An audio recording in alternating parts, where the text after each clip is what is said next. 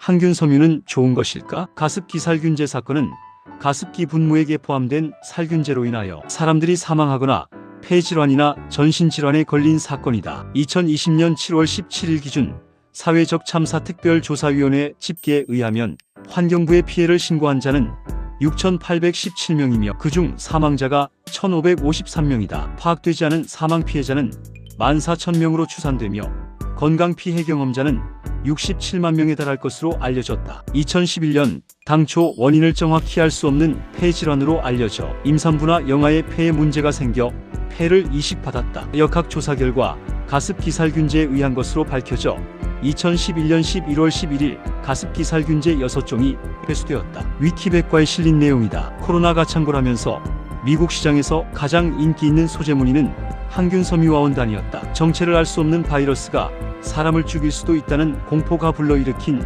자연스러운 방어 본능이라고 해야 할까. 그러나 사실 세균을 전문으로 하는 방역팀이 입고 있는 방호복이나 병원의 의사 간호사들이 입고 있는 가운조차도 항균 원단으로 만든 옷은 아니다. 또 대부분의 항균 처리는 유해 박테리아를 제거하는 것을 목표로 한다. 하지만 코로나를 일으키는 미생물은 박테리아가 아닌 바이러스이다. 둘은 전혀 다르다. 항생제는 다양하지만 항바이러스 약물은 드물다. 아직 감기 바이러스조차 치료약이 없다는 것을 모르는 사람은 없다. 나는 아침에 웨이트 운동을 하고 파우더룸에서 머리를 말리고 로션을 바른다. 조용하지만 출근 시간에 쫓겨 바쁜 파우더룸의 평화를 깨는 파괴자는 헤어스타일을 고정시키기 위해 머리에 스프레이를 뿌리는 사람들이다. 비록 자기 머리에 뿌린다고는 하지만 자신을 포함하여 반경 2m 이내에 있는 모든 사람들이 함께 스프레이를 마신다. 그런데 잠깐, 헤어스프레이 성분은 사람이 먹어도 될 만큼 유해 성분이 없는 깨끗한 화학 제품일까? 문제는 이것을 호흡을 통해 코로 들이마신다는 것이다. 경구용이 아닌 코로 흡입하는 약물은 뇌에서 가장 근접한 비강을 통해 뇌로 직접 연결된 통로인 후각신경을 타고 신속하게 혈류로 이동하기 때문에 빠르게 효과가 나타난다. 미국 영화를 보면 의심스러워 보이는 흰 가루를 코로 들이마시는 장면을 보고 의아했을 것이다. 먹는 약은 위나간을 통해 약성분이 분해되어 효과가 떨어지는 데에 비해 거의 손실 없이 몸에서 흡수하게 된다. 헤어스프레이 내용물을 설계한 화학자가 그것을 사람이 먹을 수도 있다는 전제로 성분을 조제했을까? 그럴 리가 없을 것이다. 세균은 무조건 나쁜 것일까? 다음은 대표적인 유해 세균이며 항균은 저런 세균들을 죽이는 것을 목표로 한다. 인간은 1만여 종의 세균과 한 몸을 공유하여 살고 있다. 1000조 마리가 넘는 공생 세균들은 무게만 1kg이 넘는다.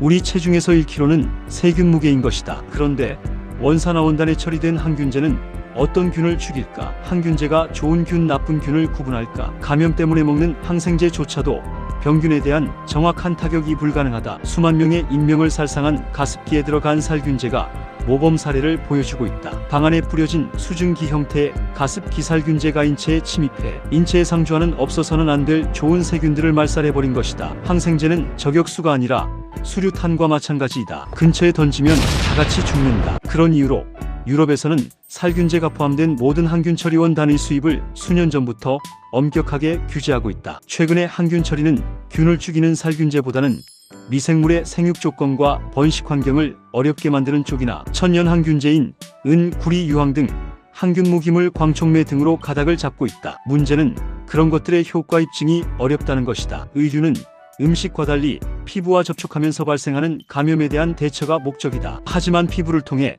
얼마나 많은 균이 감염 유발하는지에 대한 데이터도 존재하지 않는다. 개개인은 물론 환경에 따라서도 크게 다를 것이다. 단순히 엄격한 조건 하에서 진행되는 배양을 통한 항균성 평가도 신뢰하기 어렵고 인체 안정성에 대한 시험도 수십 가지에 달한다. 현재 대부분 사용하는 표준은 커비바워 테스트로 2개 한천 플레이트에 균주세포 100만 개 정도를 배양한 다음 항균제를 투입한 디스크를 넣어 억제 효과가 있는지 확인하는 것이다. 오른쪽 플레이트는 억제 영역이 1으로 나타나고 있으며 왼쪽 플레이트는 효과가 없음을 보여주고 있다. 억제 영역이 클수록 항균 효과가 더 좋은 것이므로 억제 영역을 나타내는 원의 지름을 재면 된다. 문제는 배양 시간이 18에서 24시간 정도로 짧은데 과연 살균제가 아닌 구리나 은 같은 무기물의 항균 억제 효과가 그처럼 단기간에 나타날까 하는 것이다. 또 얼만큼의 함량이 포함되어야 어느 정도의 살균 효과가 있는지에 대한 데이터도 현존하지 않는다. 미국에서 인기리에 판매되었던 모 브랜드의 은나노 세탁기는